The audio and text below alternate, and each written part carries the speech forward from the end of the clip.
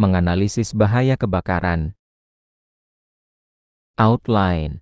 Identifikasi, penilaian risiko, kerentanan struktur dan sistem, pengendalian dan rekomendasi.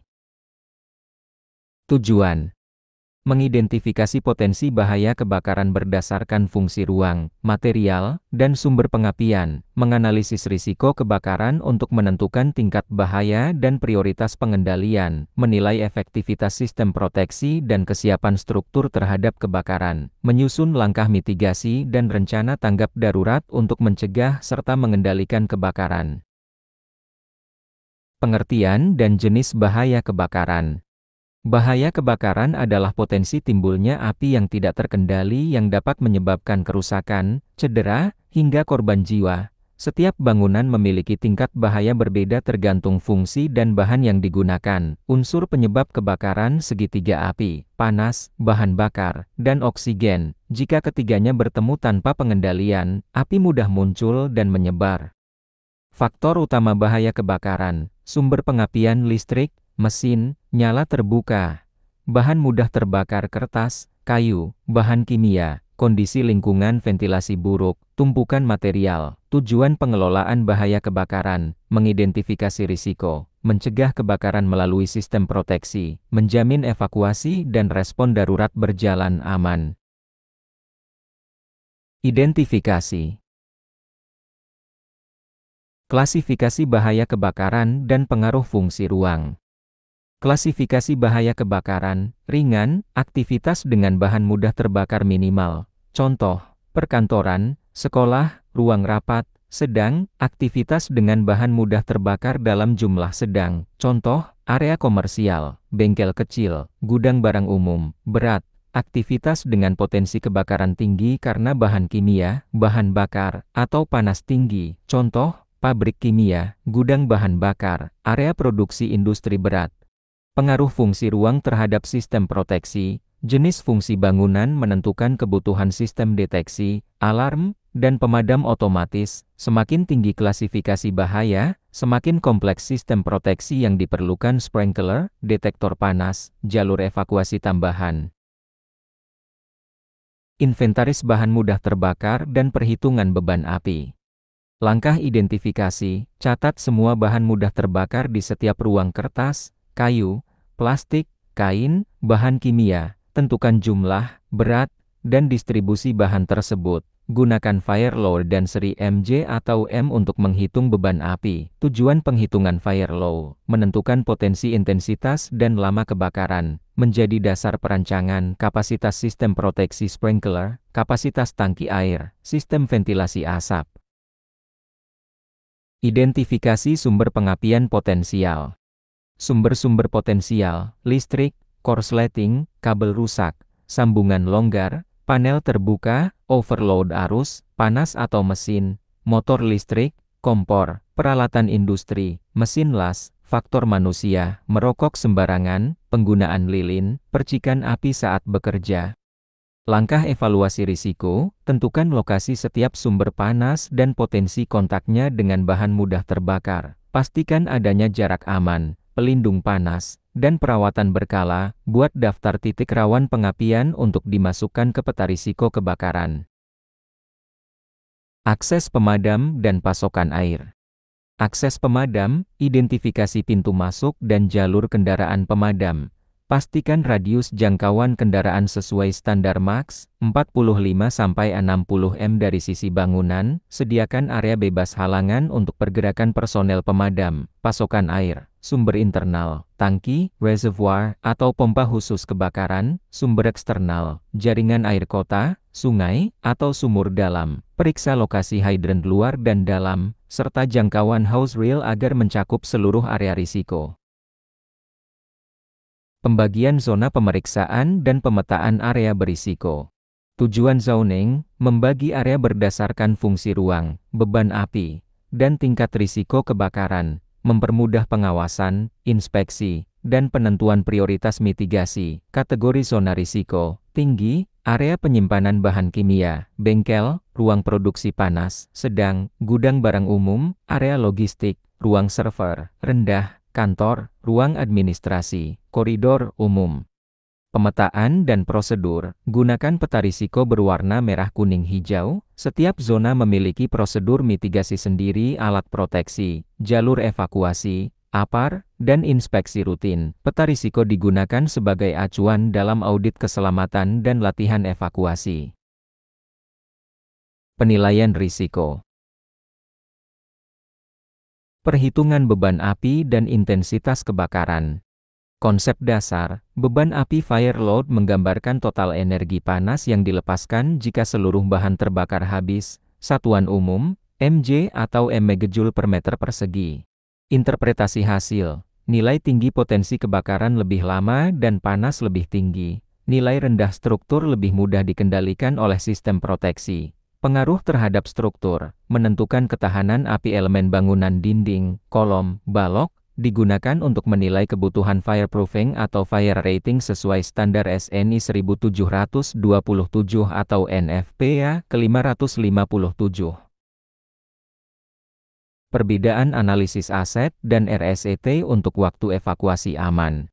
Aset Available Safe Egress Time adalah waktu yang tersedia sejak terjadinya kebakaran hingga kondisi lingkungan menjadi berbahaya akibat asap dan panas. RSET Required Safe Egress Time adalah waktu yang dibutuhkan penghuni untuk keluar menuju area aman. Agar evakuasi dinyatakan aman, aset harus selalu lebih besar daripada RSET. Faktor yang mempengaruhi keduanya antara lain kecepatan sistem deteksi, efektivitas alarm, panjang jalur evakuasi, jumlah penghuni, dan tingkat pelatihan evakuasi. Bila hasil analisis menunjukkan aset lebih kecil dari RSET, maka perlu dilakukan perbaikan sistem proteksi atau peningkatan kesiapan penghuni. Skenario kebakaran dan probabilitas konsekuensi. Menyusun beberapa skenario kebakaran untuk memperkirakan berbagai tingkat risiko yang mungkin terjadi, mulai dari kebakaran kecil hingga besar. Jenis skenario kebakaran, kebakaran kecil misal, kebakaran sisa rokok, kebakaran sedang misal, kebakaran akibat korsleting listrik, kebakaran besar misal, kebakaran pada ruang bahan mudah terbakar.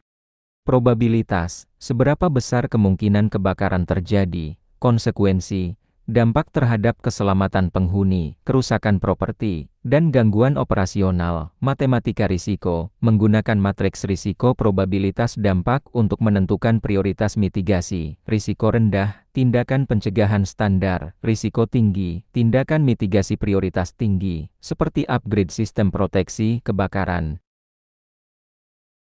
Estimasi taksiran suhu dan durasi kebakaran.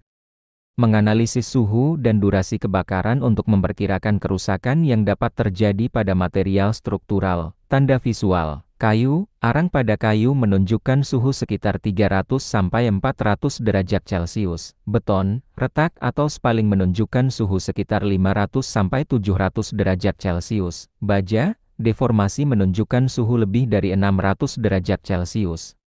Durasi kebakaran, waktu paparan terhadap suhu tinggi akan menentukan penurunan kekuatan material. Perbandingan dengan kurva suhu waktu ISO 834, memperkirakan bagaimana suhu berkembang selama kebakaran dan mengukur dampaknya pada material. Validasi, menggunakan data uji laboratorium dan pengujian non-destruktif seperti hammer test untuk memperkirakan seberapa lama material dapat bertahan. Klasifikasi tingkat kerusakan struktur pasca kebakaran. Kerusakan struktural pasca kebakaran diklasifikasikan berdasarkan tingkat deformasi dan kehilangan kekuatan material. Klasifikasi kerusakan. Kelas 1, kerusakan ringan, permukaan terbakar namun fungsi tetap baik. Kelas 2, kerusakan sedang ringan, retak kecil, kekuatan sedikit menurun. Kelas 3, kerusakan sedang berat, deformasi ringan, perlu perbaikan. Kelas 4, kerusakan berat, sebagian elemen hilang kekuatan. Kelas 5, kerusakan total, struktur runtuh atau tidak bisa dipakai lagi. Penilaian. Penilaian ini membantu menentukan apakah bangunan dapat diperbaiki, perlu diperkuat, atau harus dibongkar. Pemeriksaan dilakukan oleh ahli struktur menggunakan metode uji non-destruktif untuk memastikan keakuratan penilaian. Kerentanan struktur dan sistem. Penilaian proteksi pasif dan kompartemenisasi. Proteksi pasif berfungsi memperlambat penyebaran api antar ruang melalui desain fisik bangunan, Kompartemen tahan api seperti dinding, lantai, dan pintu berperan penting dalam menjaga agar api tetap terisolasi pada area sumber kebakaran. Periksa kondisi celah, bukaan, ventilasi, dan shaft yang dapat menjadi jalur penjalaran api atau asap. Pastikan semua elemen memiliki rating ketahanan api minimal 1-3 jam, sesuai tingkat risikonya. Pintu tahan api harus bisa menutup otomatis dan tidak terhalang benda. Kompartemenisasi yang efektif memberi waktu tambahan untuk evakuasi dan intervensi pemadam tanpa memperluas area terdampak. Penilaian proteksi aktif. Proteksi aktif mencakup semua sistem yang bekerja otomatis atau manual saat kebakaran terdeteksi. Sistem ini menjadi garis pertahanan utama untuk mendeteksi, mengendalikan, dan memadamkan api sebelum meluas. Pastikan detektor asap atau panas dan alarm berfungsi baik serta terhubung ke panel kontrol utama. Sprinkler otomatis dan sistem pipa tegak standpipe harus diuji debit dan tekanannya secara berkala. Ventilasi darurat serta sistem pengendalian asap perlu dipastikan mampu menjaga jarak pandang aman selama evakuasi. Integrasi antar sistem alarm, sprinkler, exhaust fan, dan lift darurat penting untuk memastikan respon cepat dan terkoordinasi. Kapabilitas pemadaman LOKSE. Kemampuan pemadaman awal di lokasi sangat bergantung pada ketersediaan, jumlah, dan kondisi apar alat pemadam api ringan. Penempatan apar harus mudah dijangkau dengan jarak maksimum 15 meter antar unit. Gunakan media pemadam yang sesuai dengan jenis bahaya. CO untuk peralatan listrik, dry chemical untuk kebakaran umum kelas A, B, C, foam untuk cairan mudah terbakar. Pastikan label, segel, dan tekanan tabung sesuai standar serta masa berlaku masih aktif. Lakukan inspeksi rutin bulanan dan servis tahunan untuk memastikan kesiapan apar dalam kondisi darurat. Evaluasi pasokan air dan pompa pemadam.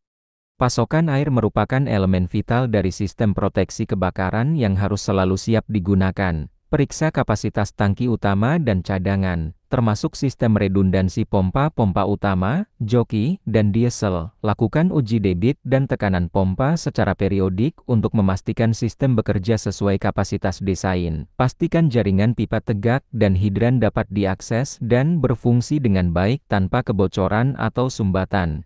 Gunakan standar NFPA 20 atau Permenpu nomor 26 PRT atau M2008 sebagai acuan pengujian dan pemeliharaan. Dokumentasikan setiap hasil pengujian sebagai bagian dari audit keselamatan bangunan. Kelemahan manajerial dan operasional. Selain faktor teknis, kelemahan dalam manajemen keselamatan juga dapat meningkatkan risiko kebakaran. Sop tanggap darurat seringkali tidak diperbarui atau belum mencakup semua jenis ancaman kebakaran. Latihan dan simulasi evakuasi jarang dilakukan, menyebabkan respon penghuni lambat saat insiden nyata. Dokumentasi inspeksi dan perawatan sistem proteksi sering tidak lengkap atau tidak ditindaklanjuti. Kurangnya koordinasi antar bagian sumber daya manusia, keamanan, dan teknik membuat upaya pencegahan tidak efektif. Diperlukan audit keselamatan rutin untuk mengevaluasi kesiapsiagaan, memperbaiki kelemahan sistem, dan memastikan kepatuhan terhadap regulasi keselamatan kebakaran. Pengendalian dan rekomendasi. Rekomendasi mitigasi teknis prioritas. Langkah mitigasi teknis berfokus pada peningkatan sistem proteksi untuk mencegah dan mengendalikan kebakaran sejak tahap awal. Tambahkan sprinkler otomatis di area berisiko tinggi seperti ruang arsip, gudang, dan panel listrik. Pasang partisi atau dinding tahan api antar kompartemen untuk membatasi penjalaran api dan asap. Perbanyak apar alat pemadam api ringan di titik-titik strategis sesuai kebutuhan ruang dan tingkat risiko. Perbaiki sistem ventilasi asap agar dapat membuang gas panas dengan efektif selama kebakaran. Perkuat sistem deteksi dini smoke atau heat detector dengan alarm yang terhubung ke panel utama. Langkah-langkah ini merupakan prioritas utama yang harus diterapkan segera setelah hasil penilaian risiko menunjukkan adanya potensi kebakaran tinggi. Jadwal inspeksi, pemeliharaan dan pengujian.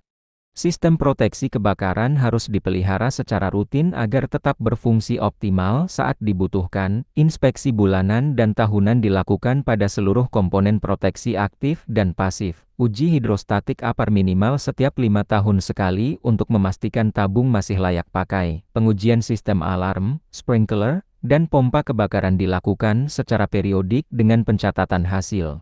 Gunakan checklist inspeksi standar NFPA atau Permenpu agar proses pengujian terukur.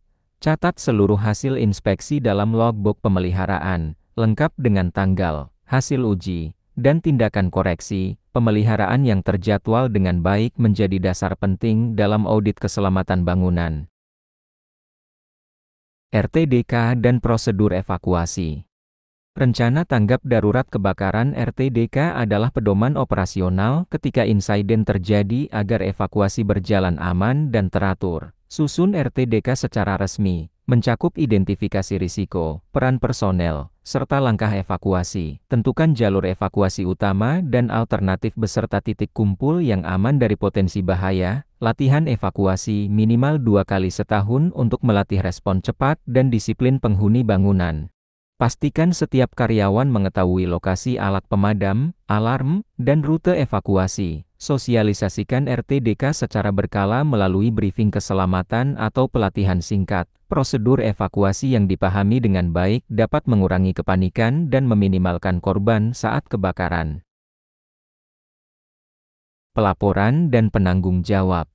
Pelaksanaan keselamatan kebakaran membutuhkan struktur organisasi yang jelas dan mekanisme pelaporan yang transparan. Tetapkan Fire Safety Manager sebagai penanggung jawab utama sistem proteksi kebakaran. Bentuk tim tanggap darurat (TRT) yang terlatih dalam pemadaman awal dan evakuasi penghuni. Siapkan format laporan insiden yang mencatat waktu, lokasi, penyebab, serta tindakan korektif.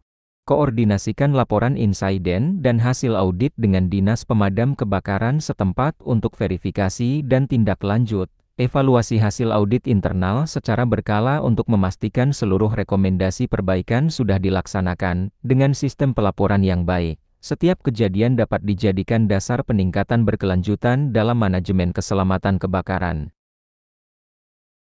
Prioritas perbaikan pasca inspeksi.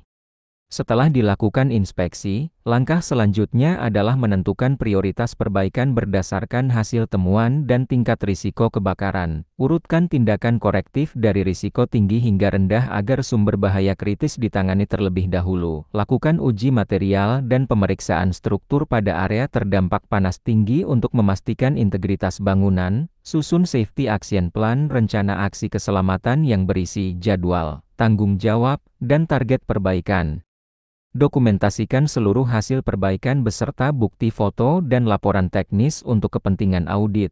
Tinjau kembali efektivitas perbaikan melalui inspeksi lanjutan agar risiko kebakaran tetap terkendali. Pendekatan ini memastikan seluruh rekomendasi hasil inspeksi tidak hanya dicatat, tetapi benar-benar ditindaklanjuti secara sistematis dan terukur.